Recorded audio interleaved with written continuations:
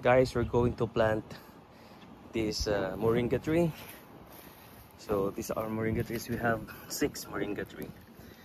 Okay, so I got also okra and the long beans.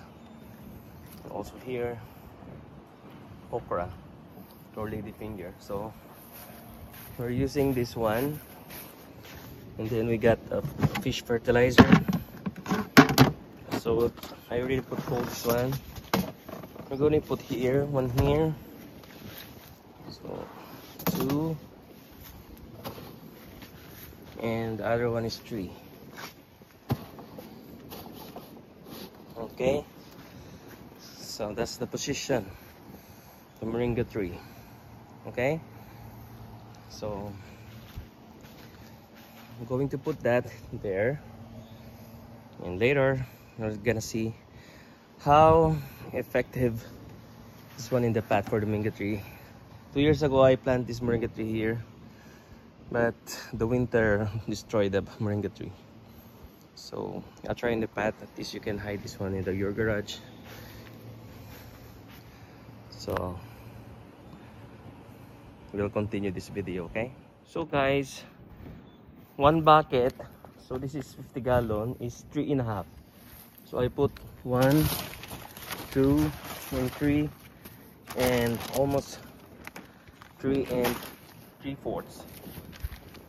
So I still have 7. Okay, so guys, may natirang isa.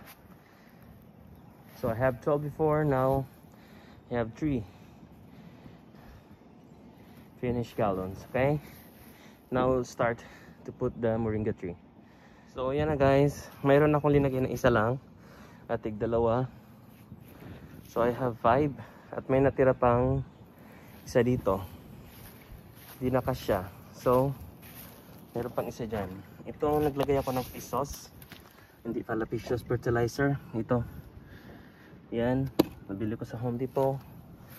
Didiligan natin siya. So lagyan natin ito na medyo maano siya, ang paamoy nito. So yan, naamoy ko na.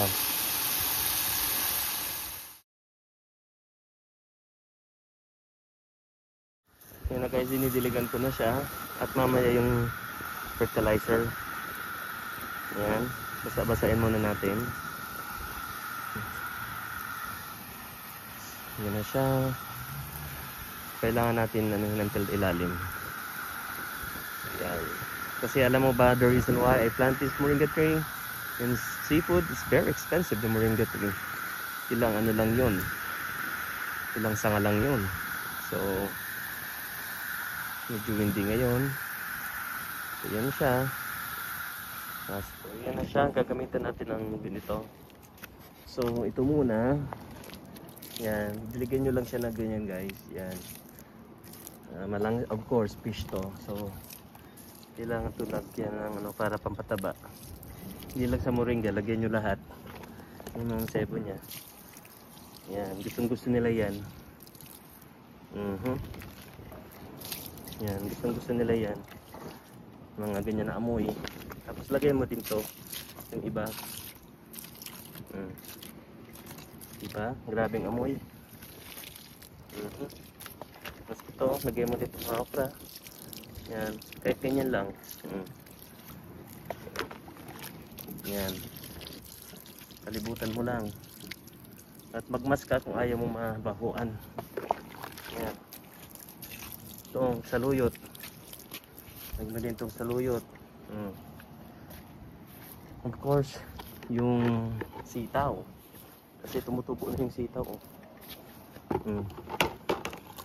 Lagyan mo itong mga saluyot. Gusto nila yung mga ganito eh. May mga ganong fertilizer. Ito rin, para dumami ang bunga nito. Sinugulay ito guys. Kahit ang dahon nito, kita mo yan, tubo na yan.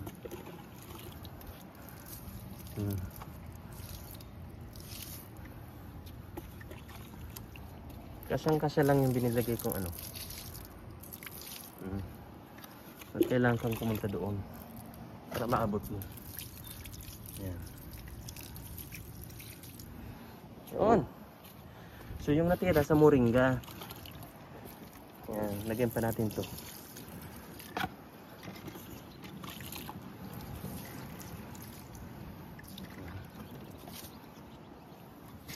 Itong natira sa moringa to guys. Talagyan natin ng moringa. Yan. Moringa. Gawin nyo na yan.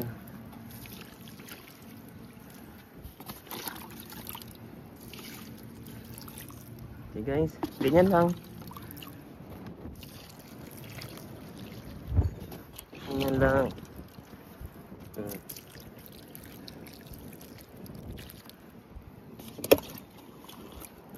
Tis-tis lang sa amoy. Ganyan lang. Mga kilig. Pusin mo ito sa kanya. Ayan. Tapos ito. O yan. Tapos na guys. Yan ang ating pananim. Thank you for watching.